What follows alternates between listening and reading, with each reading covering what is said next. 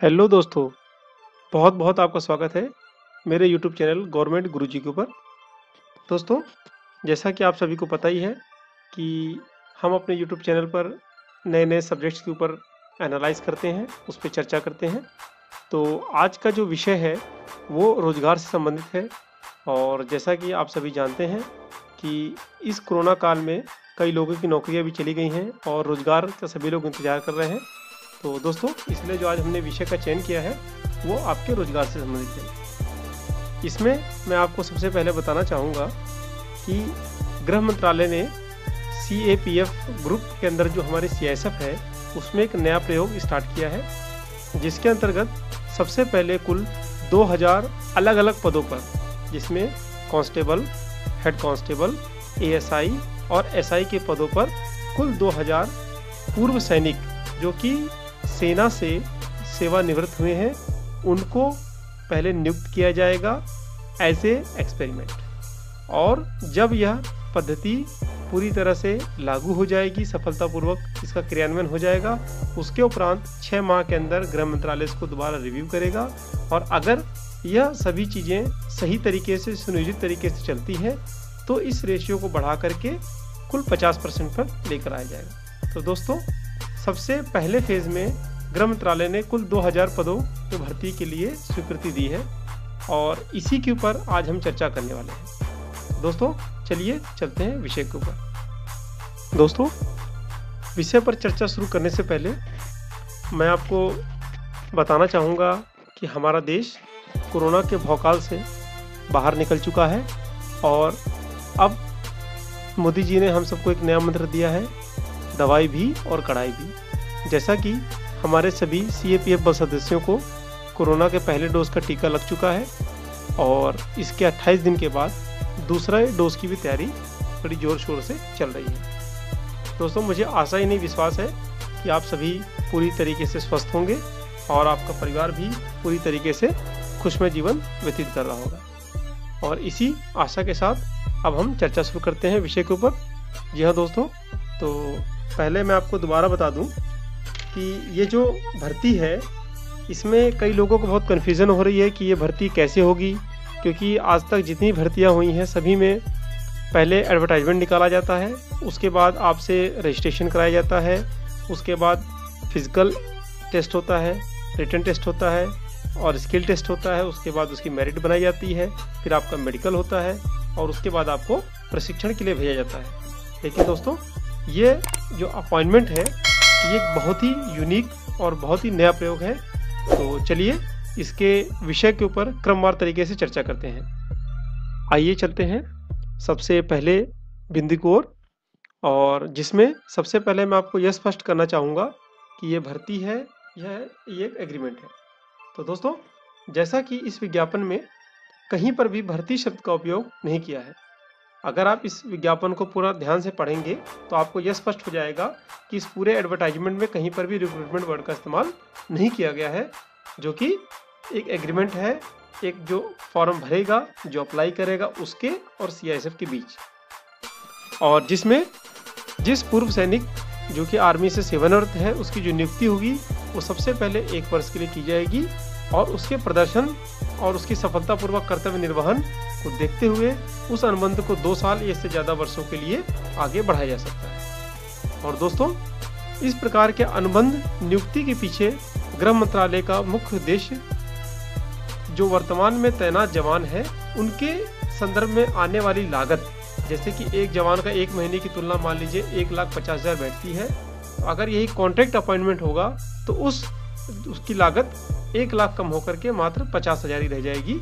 जो कि गृह मंत्रालय का एक बहुत बड़ा इनिशिएटिव, बहुत ही बड़ा प्रयोग है, जिसके सफल होने पर CISF में कुल 25% नफरी, मतलब कि कुल 45,000 जवान हैं, उनके स्थान पर इस तरीके की जो संविदा नियुक्ति कहें या अनुबंध नियुक्ति कहें उसको किया जाएगा। और दोस्तों, इस क्रम में सबसे पहले गृह मंत्रालय के द्वारा 2000 पदों पर विज्ञापन निकालने का निर्देश जारी हुआ है और जो कि आप सभी को प्राप्त हो चुका है। इसके बाद इस नियुक्ति के उपरांत गृह मंत्रालय इसको 6 महीने बाद दोबारा रिव्यू करेगा और अगर सब चीज़ सही तरीके से, क्रमबद्ध तरीके से चलती है तो इसमें कोई शक नहीं है कि इसको फिर अगले फेज में आगे आने वाली वैकेंसियों को बढ़ा करके दोबारा नियुक्ति जारी की जाएगी। दोस्तों आगे चलते हैं, अब इस अनुबंध से संबंधित मुख्य बातों पर नज़र डालते हैं, जैसे कि इसमें कौन कौन से उम्मीदवार पात्र होंगे जो अप्लाई करना चाहते हैं, और इसमें कुल कितनी रिक्तियां हैं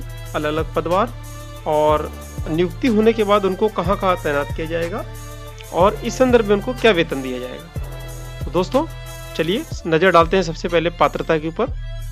इस अनुबंध नियुक्ति में केवल भारतीय सेना, जिसमें कि वायुसेना और नेवी के पूर्व सैनिकों को शामिल नहीं किया गया है। जी हाँ दोस्तों, इसमें केवल जो हमारी भारतीय सेना के किसी भी कोर से जो रिटायर्ड सैनिक हैं, पूर्व सैनिक हैं, वही लोग भाग ले सकते हैं। और इसके अलावा आपको 3 बातों का और ध्यान रखना होगा, जिसमें सबसे पहला है कि वह भारत का नागरिक होना चाहिए, और वह जिस पद से सेवानिवृत्त हुआ है उस पद के बराबर ही नियुक्ति का अनुबंध होगा। जी हाँ दोस्तों, जैसे कि मान लीजिए कि अगर वह सीएसएफ में कांस्टेबल के लिए फॉर्म भर रहा है, तो वह अगर आर्मी में सिपाही के पद से रिटायर होता है तभी वो कांस्टेबल के लिए अप्लाई कर सकता है, और अगर वह हवलदार के पद से रिटायर हुआ है तो इसमें हेड कांस्टेबल के पद पे अपॉइंट हो सकता है।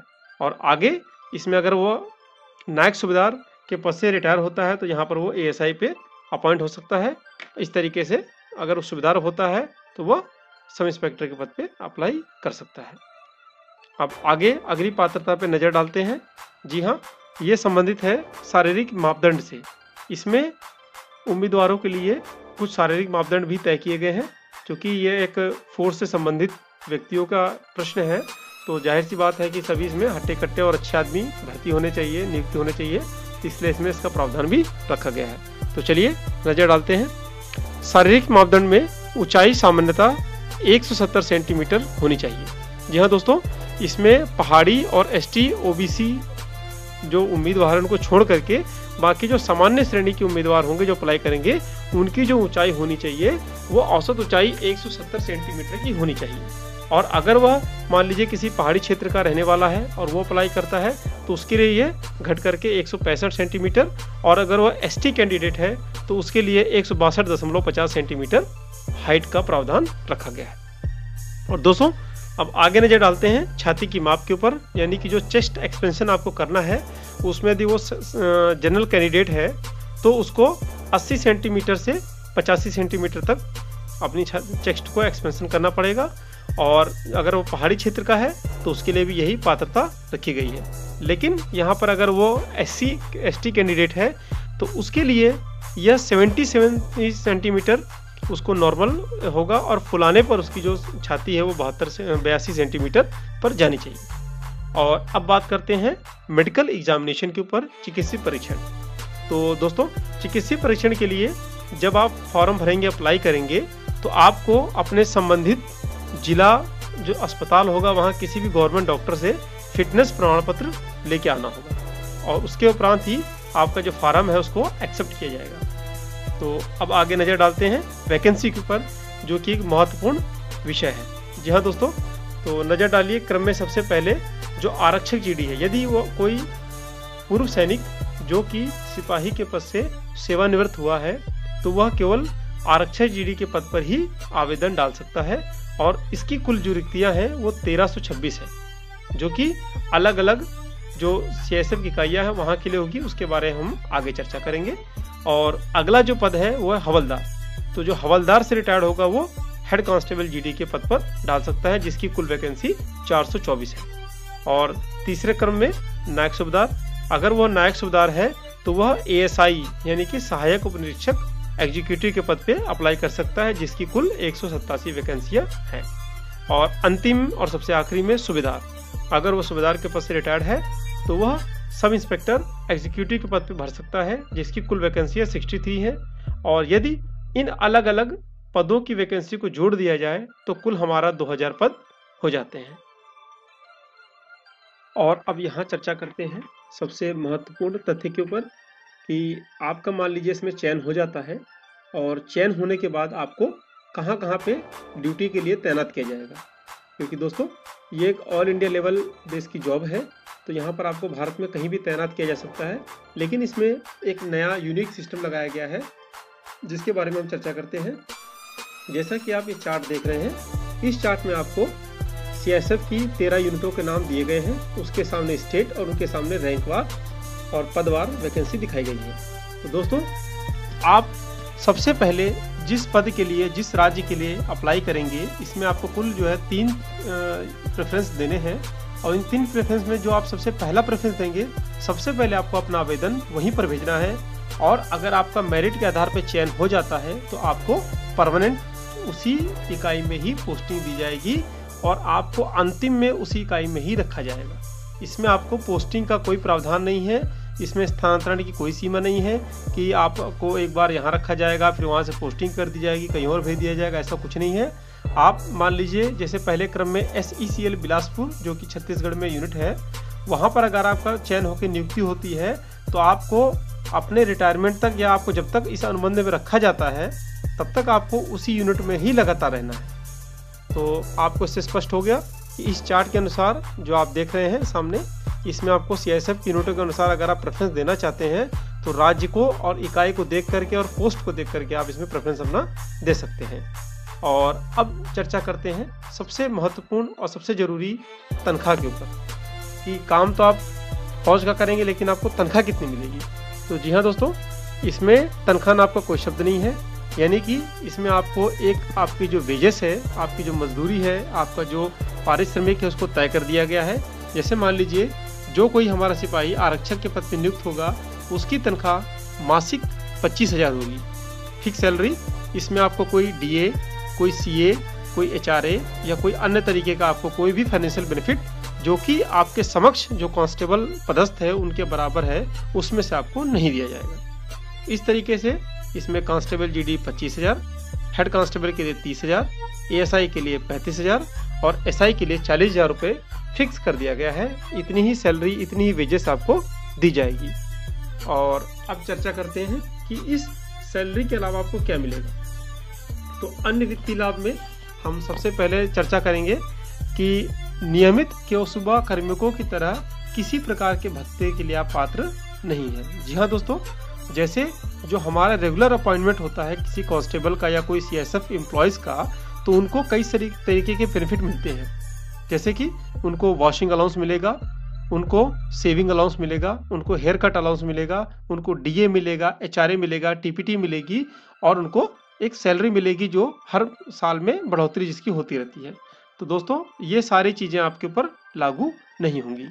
अब अगले इसमें बिंदु पे चर्चा करते हैं जिसमें कि इसके अतिरिक्त अनुबंध में तैनात कार्मिक को 1 वर्ष सफलतापूर्वक पूरा होने के उपरांत पारिश्रमिक में 5% की दर से बढ़ोतरी की जाएगी। जी हाँ दोस्तों, जैसे कि मान लीजिए कांस्टेबल की सैलरी 25,000 है और उसका पहला वर्ष सही तरीके से संपूर्ण हो जाता है, पूरा हो जाता है और उसकी सर्विस को आगे 2 साल के लिए बढ़ाया जाता है, तो उसके जिस साल उसको बढ़ाया जाएगा उसमें 5% जो उसकी फिक्स सैलरी होगी उसमें 5% की बढ़ोतरी खाली कर दी जाएगी।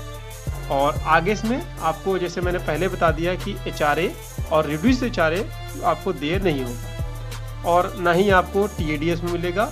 TADA खाली उसी कंडीशन में दिया जाएगा यदि मान लो आपको किसी सरकारी ड्यूटी से, किसी सरकारी काम से किसी अन्य स्थान पर भेजा जा रहा है, तो वहाँ पर आपको अपॉइंटमेंट के उपरांत TADA दिया जाएगा। आपको भर्ती से आने जाने के लिए TADA नहीं दिया होगा। और आगे बात करते हैं चिकित्सीय सुविधा के ऊपर।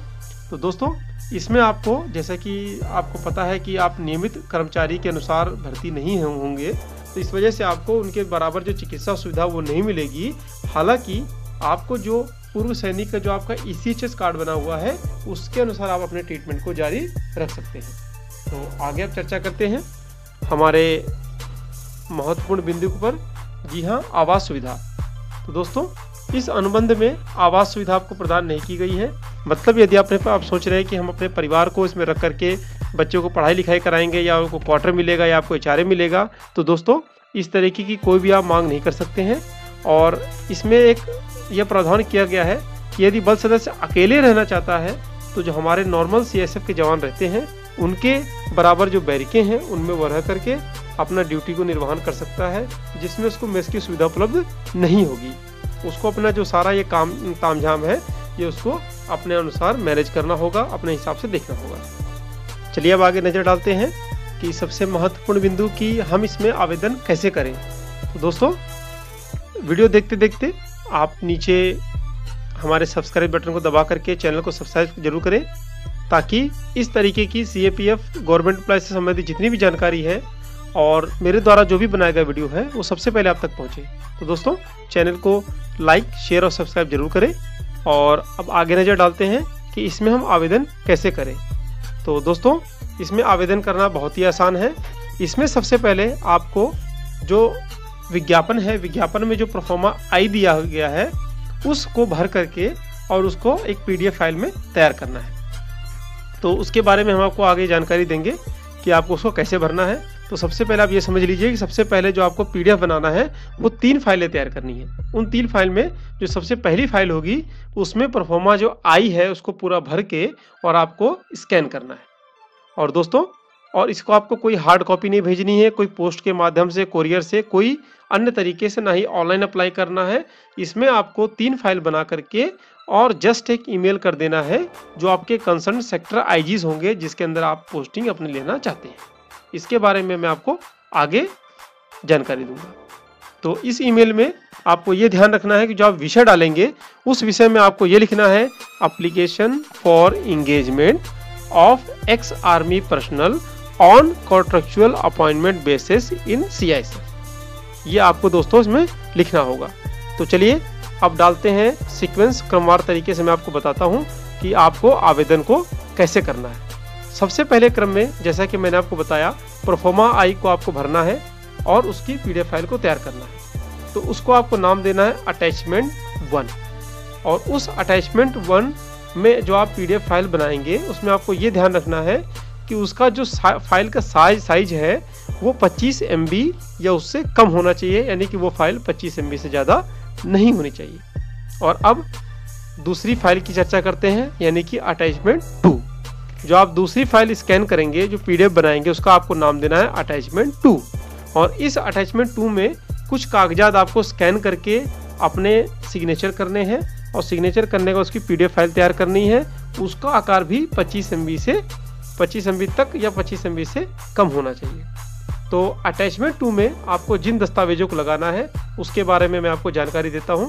सबसे पहले जब आप रिटायरमेंट होते हैं तो आपको PPO की एक बुक मिलती है, उस PPO को आपको स्कैन करना है।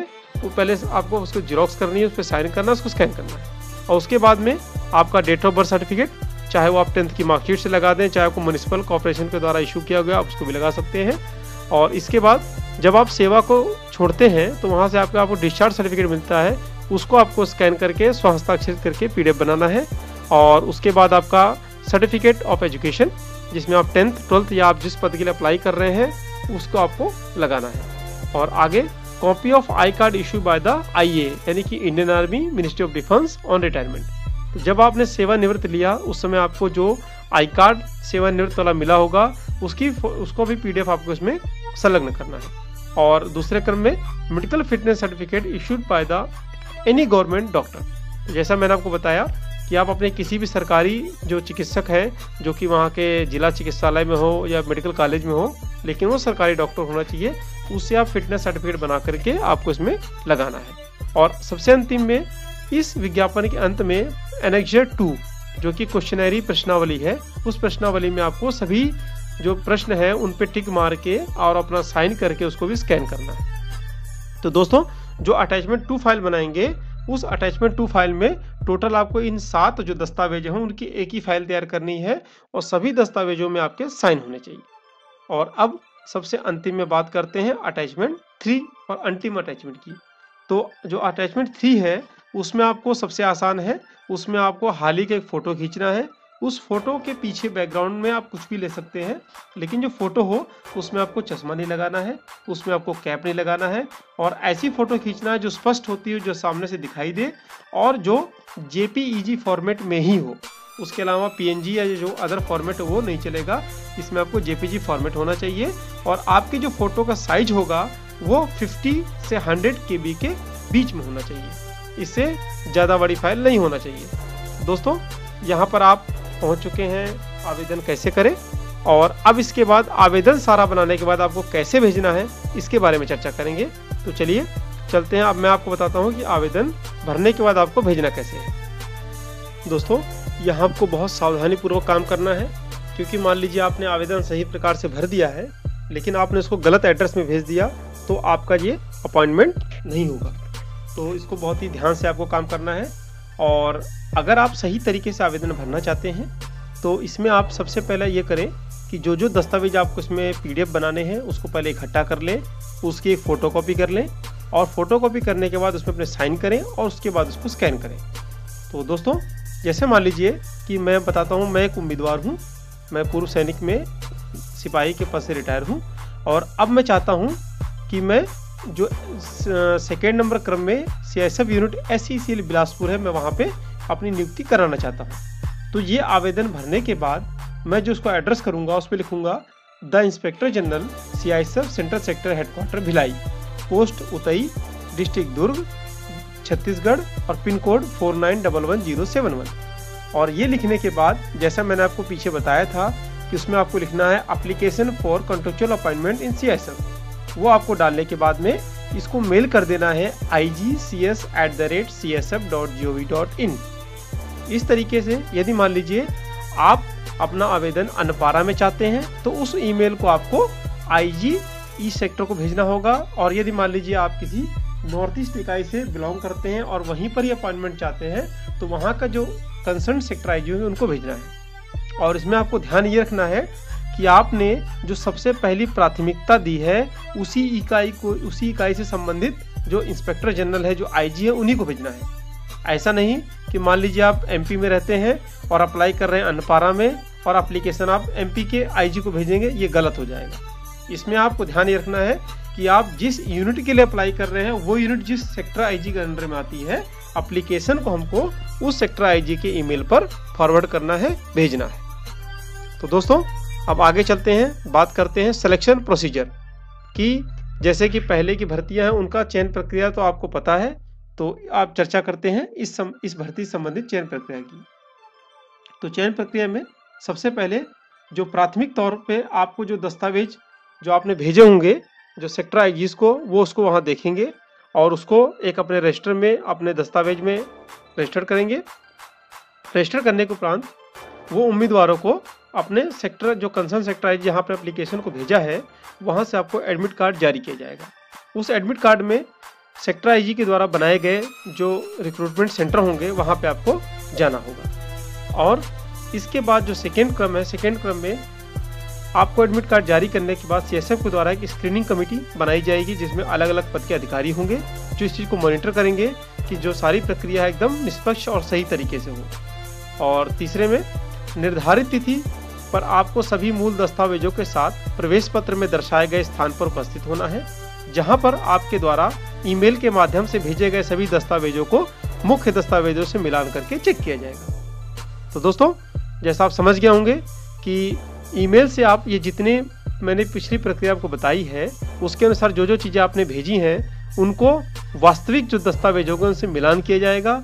और जब ये सारी प्रक्रिया सही रहेगी तो इसमें आपको अगले जो क्रम है उसमें आपको ले जाया जाएगा। तो अगले क्रम में यदि मान लीजिए आपके सारे दस्तावेज सही पाए जाते हैं तो इसके बाद आपका जो शारीरिक मापदंड है, जैसे मैंने पिछले बताया था, आपकी ऊंचाई, आपकी छाती की नाप इत्यादि की जांच की जाएगी। और अगले क्रम में जो आपका मेन जो रिकॉर्ड है वो आपका है डिस्चार्ज सर्टिफिकेट। तो इस डिस्चार्ज सर्टिफिकेट में आपको रिटायरमेंट करते समय आपकी जो सर्विस और आपका जो कार्य है उसको देखते हुए इसमें आपको अधिकारी के द्वारा मार्क दिए जाते हैं, नंबर दिए जाते हैं, जिसके आधार पर आपकी मेरिट तैयार की जाएगी। तो दोस्तों, इस ग्रेडिंग की अगर मैं बात करूं तो इसमें से आप मोटा मोटा ये दिमाग में रख लीजिए कि जिन पूर्व सैनिकों का एग्जाम्पलरी, गुड और फेयर, ये 3 कैटेगरी में नंबर है, उनका तो काफ़ी हद तक सिलेक्शन का बात रहेगी। लेकिन जिनका इंडिफरेंट और बैड कैरेक्टर या बैड ग्रेडिंग दी गई है वो नॉट क्वालिफाइड है, उनको इसमें अप्लाई करने से बचना चाहिए। तो दोस्तों, अब आगे इसमें चलते हैं कि यदि मान लीजिए आपको ग्रेडिंग भी हो गई, ग्रेडिंग होने के बाद इसके बाद आपकी चिकित्सीय जांच होगी। वो चिकित्सीय जांच जब आपकी मेरिट बन जाएगी, मेरिट में जितने कैंडिडेट आपके सेलेक्ट होंगे, जितनी रिक्तियाँ निकाली गई हैं, तो उन्हीं जो पूर्व सैनिक हैं उन्हीं का ही मेडिकल टेस्ट होगा, जो कि CISF के डॉक्टरों द्वारा जो सेफ पॉलिसी कराई जाती है नॉर्मल कांस्टेबलों की, अन्य अधिकारियों की, उसी मापदंडों के अनुसार आपकी चिकित्सीय जांच होगी। तो दोस्तों, मेरिट में दो उम्मीदवारों में यदि मान लीजिए किसी उम्मीदवार दोनों एक ही पद पर आ जाते हैं तो उस कंडीशन में क्या होगा? तो दोस्तों, उस कंडीशन में जो उससे कम आयु का जो जवान होगा उसको सबसे पहले प्राथमिकता दी जाएगी। और यदि मान लीजिए उसके बाद भी कोई दो पूर्व सैनिक एक ही स्थान पर आ जाते हैं, उस कंडीशन में जिस पूर्व सैनिक की जो ऊंचाई है वो ज़्यादा होगी उसको प्राथमिकता दी जाएगी। तो दोस्तों, आपको कैसी लगी जानकारी? तो वीडियो को देखते देखते मेरे चैनल को लाइक, शेयर और सब्सक्राइब जरूर करें और अपने कमेंट्स मुझे देते रहें। अगर कोई आपको समस्या है फॉर्म भरने में या आपको कोई और जानकारी चाहते हैं इस भर्ती से संबंधित, तो मुझे कमेंट्स बॉक्स में जरूर कमेंट करें। और दोस्तों, इस विज्ञापन से संबंधित, इस भर्ती से संबंधित जितनी भी जानकारी है वो मैंने डिस्क्रिप्शन बॉक्स में डाली हुई है, तो वहाँ पर जाकर के जो CSF का लिंक है वहाँ पर आप जाकर के और जानकारी को ले सकते हैं और जानकारी को देख सकते हैं। तो डिस्क्रिप्शन बॉक्स के लिंक को जरूर देखें, वहाँ आपको पूरी जानकारी उपलब्ध हो जाएगी। तो दोस्तों, अब चलते हैं वीडियो में आगे की ओर और चर्चा करते हैं सबसे महत्वपूर्ण बिंदु प्रतीक्षा सूची की। तो ये क्या प्रतीक्षा सूची है, इसमें क्या होगा, तो इसके बारे में मैं आपको जानकारी देता हूँ। दोस्तों, प्रतीक्षा सूची इस प्रकार के चयन में प्रतीक्षा सूची का प्रावधान भी रखा गया है जिसके तहत ऐसे उम्मीदवार जो सभी मापदंडों में खरे उतरे हैं पर किसी कारणवश मेरिट में नहीं आ पाए। जी हाँ दोस्तों, मान लीजिए कि वैकेंसी आपकी 2000 है और उसमें 3000 लोगों ने आवेदन किया है। उन 3000 में से 2500 लोग सेलेक्ट हुए हैं, मतलब 500 लोग सेलेक्ट नहीं हो पाए हैं। तो ऐसे में जो हमारे 500 जो सेलेक्ट वैकेंसी के अतिरिक्त हुए हैं उनके लिए एक प्रतीक्षा सूची निकाली जाएगी। और यह प्रतीक्षा जो सूची है, जो वेटिंग लिस्ट है, ये आपकी जो रिजल्ट, जो मेरिट घोषित होगी उसी टाइम आपको जारी की जाएगी और जिसकी जो अवधि है वो 6 माह की रहेगी। यदि मान लीजिए उस 6 माह के अंदर उन कैंडिडेट्स में से जो हमारे पूर्व सैनिक होंगे उनमें से कोई नौकरी छोड़ देता है या किसी कारणवश उसका पुलिस वेरिफिकेशन नहीं हो पाता है या कुछ उसमें ऐसे गड़बड़ी निकल आती है या उनको सेवा से हटा दिया जाता है, तो वो 6 माह के भीतर जो हमारे अन्य 500 जो पूर्व सैनिक होंगे उनमें से मेरिट के आधार पर उनको बल सदस्यों को उनको आगे नियुक्ति के लिए बताया जा सकता है। तो दोस्तों, अब आगे चलते हैं सामान्य शर्तों की तरफ कि इस प्रक्रिया में चयन होने के बाद आपको किन किन शर्तों का पालन करना है। चलिए नज़र डालते हैं सामान्य शर्तों की तरफ। और सामान्य शर्तों में सबसे पहली जो शर्त है उस पर हम अगर चर्चा करते हैं तो हम ये पाएंगे कि किसी भी चयनित उम्मीदवार को 1 माह के नोटिस या पारिश्रमिक देकर सेवा से हटाया जा सकता है। तो दोस्तों, जैसा कि आपको पता है कि ये सामान्य उम्मीदवार जैसे भर्तियां होती है उस प्रकार से नहीं है, ये एक अनुबंध है। तो अनुबंध में जैसे हम किसी प्राइवेट कर्मचारी को किराए पर उसको मजदूरी देकर के रखते हैं और जब हमारे उसकी आवश्यकता ना हो तो उसको हम हटा देते हैं, इसी प्रकार से यदि मान लीजिए उस पूर्व सैनिक की हमारे CSF को आवश्यकता नहीं है या किसी कारणवश उसको जिस इकाई में पदस्थ किया गया है वह इकाई टूट जाती है, वहां से CSF को हटा दिया जाता है, तो ऐसी कंडीशनों में जो उम्मीदवार होगा, जो पूर्व सैनिक होगा, उसको 1 महीने का नोटिस या उसको एडवांस 1 महीने की सैलरी दे करके उसको सर्विस से बर्खास्त करके हटाया जा सकता है। इसके बाद अगले बिंदु पर पूर्व सैनिक जिस KOCB इकाई में पदस्थ होगा वह उसका पुलिस के द्वारा चरित्र सत्यापन करवाया जाएगा। तो दोस्तों, जैसा कि आपको पता है कि यह एक मतलब CAPF की नौकरी है जिसमें सबसे पहले अनुशासन को महत्व दिया जाता है और इस वजह से इसमें आपका जो पुलिस का जो सत्यापन होगा चरित्र का, वो और पूर्वोत्तर सत्यापन यानी कि आपका जो कैरेक्टर, ये दोनों ही को आपके संबंधित पुलिस थाने से और जो आपका SDM होगा उनसे सत्यापित करवाया जाएगा। और तीसरे बिंदु पे नजर डालते हैं, पूर्व सैनिक जिस KOCB इकाई में पदस्थ होगा वहां उसको 15 दिन का प्रशिक्षण भी दिया जाएगा। तो दोस्तों, जैसा कि आपको पता है कि जब आप किसी नए स्थान पे जाते हैं तो वहाँ पे आपको काफ़ी समस्याएं आती हैं, इस वजह से इसमें 15 दिन का ट्रेनिंग का प्रावधान भी रखा गया है जिससे आपको वहाँ पर ये सिखलाई दी जाएगी कि आपको वहाँ कैसे कर्मचारियों से बात करनी है, कैसे आपको ड्यूटी देना है, वहाँ पे आपको किस किस समस्या को फेस करना पड़ेगा। इस तरीके से कई सारी जो जानकारियाँ होंगी वो आपको उन 15 दिन के प्रशिक्षण के बीच में दी जाएंगी और जिसके लिए आपको कहीं बाहर जाने की जरूरत नहीं है, जहाँ पर आप अपॉइंट होंगे उसी यूनिट में आपको इसकी ट्रेनिंग दी जाएगी। और अगर यहाँ डिसिप्लिन की बात करें तो चूंकि ये एक पुलिस की नौकरी है, ये जो है केंद्रीय सशस्त्र पुलिस बल से संबंधित है, तो इसमें जो आपका अनुशासन होगा उसको आपको ऊंचे दर्जे का रखना होगा और जो आपका केओसुबल का जो बल सदस्य है उसके बराबर आपको उसको मेंटेन रखना होगा। अब अगले बिंदु पे देखते हैं, यदि कोई पूर्व सैनिक किसी प्रकार के अवैधानिक कार्यों में लिप्त पाया जाता है तो उसे तत्काल प्रभाव से बर्खास्त कर दिया जाएगा। जी हाँ दोस्तों, जैसा कि आपको सबसे पहले प्लांटों में या जो आपके PSUs हैं इनमें डिप्लॉय किया जा रहा है, तो वहाँ पर कई सारी तरह की वित्तीय जो गड़बड़ियाँ होती हैं, जैसे कि मान लीजिए किसी ट्रक को आपने बिना पास के छोड़ दिया, या किसी से आपने कुछ पैसे लेन देन कर लिए, या किसी आपने ठेकेदार से कोई सेटिंग कर दी, कुछ इस तरीके के अगर जो काम आपको नहीं करने चाहिए वो आपने कहीं पाए गए, उसमें संलिप्त या कुछ ऐसा होता है तो आपको तुरंत ही सेवा से बर्खास्त कर दिया जाएगा। और दोस्तों, इसमें आपकी जो ड्रेस होगी वो जो वर्तमान में जो CSF के कर्मचारी जो ड्रेस पहन रहे हैं उस ड्रेस के अनुरूप ही आपको ड्रेस अपने खर्चे पर सिलवानी होगी। इसके लिए आपको फोर्स की तरफ से कोई अलग यूनिफॉर्म नहीं दी जाएगी और ना ही कोई पैसा दिया जाएगा। अब आगे डालते हैं आपके चिकित्सा के ऊपर। दोस्तों, तो चिकित्सा के लिए आपको इसमें अपना ECHS जो एक्स सर्विसमैन हेल्थ स्कीम है उसको आप जारी रख सकते हैं। और अब इसमें बात करते हैं ड्यूटी की, तो ड्यूटीज में आपको 8 घंटे की ड्यूटी कराई जाएगी। उस 8 घंटे की जो ड्यूटी होगी वो जैसे कि आपके 24 घंटे होते हैं उसको आप 3 से डिवाइड करेंगे तो आपका 8 घंटे की ड्यूटी आएगी।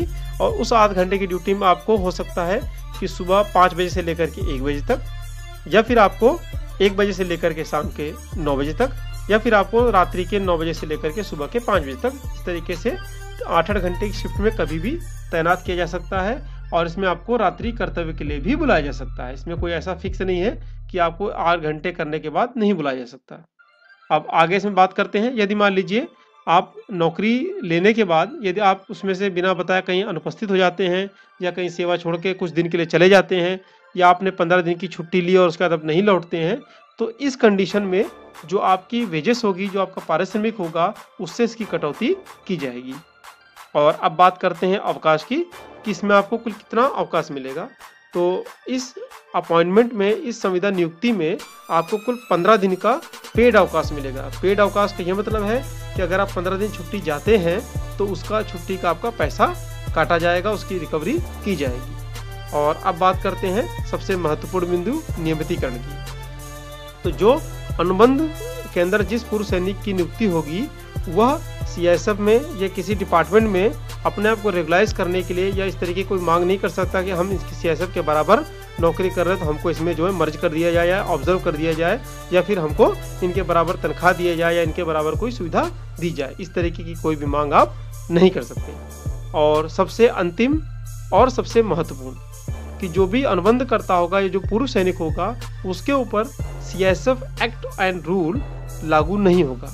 यहाँ दोस्तों, जैसे कि CSF एक्ट एंड रूल में कई सारे नियम हैं, वो एक भी नियम आपके ऊपर लागू नहीं होंगे, चाहे वो इंक्वायरी से संबंधित हो, चाहे वो आपको अन्य किसी तरीके से नियम हो, तो वो कोई भी नियम आपके ऊपर लागू नहीं है। और दोस्तों, अगर अभी आज तक आपने इस फॉर्म को नहीं भरा है तो जल्दी करें, क्योंकि इसकी लास्ट डेट 15 मार्च है और आप अंतिम टाइम का इंतजार ना करें, जल्दी से जल्दी आप इस फॉर्म को फिल करें, भेजें। और यदि आपको कोई समस्या आ रही है तो आप डिस्क्रिप्शन बॉक्स में आपको लिंक दिया हुआ है, वहां जाकर के देखें। और अगर उसके बाद भी आपको मदद नहीं मिलती है तो आप कमेंट सेक्शन में अपनी समस्या को लिखें और मैं जैसे ही मुझे समय मिलेगा मैं तुरंत आपको इसका जवाब कमेंट बॉक्स में दूंगा। तो दोस्तों, आपको कैसा लगा वीडियो? आपको इस वीडियो से संबंधित कोई क्वेश्चन हो, कोई क्लैरिफिकेशन हो, या फिर आप इस वीडियो के बेहतरी के लिए कोई सजेशन देना चाहते हैं तो मेरा इसको आपको इंतजार रहेगा। तो दोस्तों, ज़रूर कमेंट करें और मेरे चैनल को लाइक, शेयर और सब्सक्राइब करें ताकि ज़्यादा से ज़्यादा जो हमारे एक्स सर्विसमैन भाई हैं उन तक ये जानकारी पहुँचे और वह इसमें तुरंत अप्लाई करें और रोजगार को प्राप्त करें। और दोस्तों, अंतिम में अब चर्चा कर लेते हैं फॉर्म की कि इसमें आपको कौन से फॉर्म कैसे भरने पड़ेंगे और क्या करना पड़ेगा। तो चलिए फटाफट नज़र डालते हैं फॉर्म में आपको कैसे भरना है। सबसे पहले आप बात करते हैं एनेक्सर 1। तो एनेक्सर 1 में जो आपको पहला है रोल नंबर वाले को आपको नहीं भरना है। इसमें लिखा है to be filled by the selection board, यानी कि जिस आप सेक्टर आईजी को अपना फॉर्म भेजेंगे वो यहाँ पे अपना रिमार्क डालेगा, रोल नंबर डालेगा। तो इसमें आपको सबसे पहले पोस्ट अप्लाइड फॉर, तो पोस्ट अप्लाइड फॉर में आप जिस पद के लिए अप्लाई कर रहे हैं, जैसे मान लीजिए आप सिपाही से रिटायर्ड हैं तो आप कांस्टेबल जीडी के लिए, हवलदार से तो हेड कांस्टेबल, एएसआई से तो नायब सूबेदार, इस तरीके से आप अगर सूबेदार रैंक से रिटायर्ड हैं तो एसआई के लिए अप्लाई पोस्ट, उस पोस्ट का डालेंगे जिसके लिए आप वैकेंसी भर रहे हैं। नाम आपको स्पष्ट अक्षरों में, ब्लॉक अक्षरों में नाम भरना है, पिताजी का नाम, परमानेंट एड्रेस और आपका present residential address. Permanent address में आप वो एड्रेस डालेंगे जो आपके डिस्चार्ज बुक में एड्रेस डाला हुआ है, वो एड्रेस आप डालेंगे। और प्रेजेंट रेजिडेंशियल एड्रेस में यानी कि आपका जो अभी वर्तमान पता जहाँ पर रह रहे हैं वो डालेंगे। रिलीजन में आपका धर्म, डेट ऑफ बर्थ और आपकी जो वर्तमान में जो क्या एज है उसको आपको डालना है। और सबसे महत्वपूर्ण, जो आपकी एज है वो किसी भी कंडीशन में 50 वर्ष से ज़्यादा नहीं होनी चाहिए। अगर वो ज़्यादा है तो उस कंडीशन में आप अप्लाई नहीं कर सकते हैं। और अब इसमें अगला है हाइट और एजुकेशन क्वालिफिकेशन। इसके बाद आपका फिजिकल मेजरमेंट, यानी कि आपकी हाइट, वेट, चेस्ट एक्सपेंशन पे कितनी हो रही है, वेट कितना है। और उसके बाद आप किस कैटेगरी से बिलोंग करते हैं, जनरल, EWS, SC, ST या OBC। और इसके बाद आपको 2 अपने आइडेंटिफिकेशन मार्क डालने हैं, यानी कि अगर हाथ में आपके कोई चोट का निशान है, कोई तिल का निशान है, कोई कट का निशान है तो वो आपको डालना है। और आपका जो आधार नंबर है उस आधार नंबर को डालना है सीरियल नंबर 14 पर। और इसके बाद में आपका जो फ़ोन नंबर है और आपका ईमेल आईडी। और इसके बाद 16 नंबर जो कॉलम है उसको बहुत ही सावधानी से भरें। इसमें आपका आर्मी नंबर, आर्मी में आप किस पद से रिटायर हुए, आपका PPO नंबर, डेट और आप आर्मी में कब नियुक्त हुए और आपका डेट ऑफ डिस्चार्ज यानी सर्विस आपने कब छोड़ी और लास्ट यूनिट जहाँ से आप रिटायर हुए हैं उसकी जानकारी। और इसके बाद आपको इसमें डालना है कि जो डिस्चार्ज सर्टिफिकेट में ग्रेडिंग दी गई है उस ग्रेडिंग में क्या आपको दिया गया है और आपका रिटायरमेंट के समय मेडिकल कंडीशन क्या थी। और जो अगला कॉलम है उसमें आपको डालना है अपने आई कार्ड के, जो रिटायरमेंट का आई कार्ड है उसका नंबर डालना है। और सबसे अंतिम में सीरियल नंबर 17 को बहुत ही सावधानी से देखें क्योंकि इसी के आधार पर आपकी सारी कार्रवाई आगे चलेगी। इसमें आपको कुल 3 कॉलम दिए गए हैं, फर्स्ट, सेकेंड, थर्ड। तो फर्स्ट, सेकेंड, थर्ड में आपको जहां पर सबसे पहले सर्विस करनी है उस यूनिट का नाम डालना है, सेकेंड नंबर पे सेकेंड, थर्ड नंबर पे थर्ड। तो दोस्तों, अगर आप मान लीजिए पहले नंबर पे डालते हैं जिस यूनिट का नाम, आपको उसी से संबंधित सेक्टर आईजी को एप्लीकेशन भेजनी है। और यहाँ पर आपको एक हाल ही का फोटो चिपकाना है और जो आपका डिक्लेरेशन फॉर्म है इसमें आपको डेट, प्लेस और आपको साइन कर देना है। और अब आगे बात करते हैं एनेक्जर 2 यानी कि क्वेश्चनरी फॉर्म की। तो क्वेश्चनरी फॉर्म में आपको कुछ नहीं करना है, सभी कॉलमों पे नो पे टिक मारना है और आपको डेट, प्लेस और सिग्नेचर कैंडिडेट पे करके इसको स्कैन करके साइन कर देना है। क्योंकि दोस्तों, अगर आप किसी भी कॉलम में यस करते हैं तो उस कंडीशन में आपकी पात्रता रद्द हो जाएगी और आपका सिलेक्शन असंभव हो जाएगा। दोस्तों, वीडियो देखने के लिए बहुत बहुत धन्यवाद और मेरे चैनल को लाइक, शेयर, सब्सक्राइब करें ताकि इस तरीके की वीडियो आप तक सबसे पहले पहुंचे और हमारे चैनल को सपोर्ट जरूर करें। धन्यवाद। जय हिंद, जय भारत।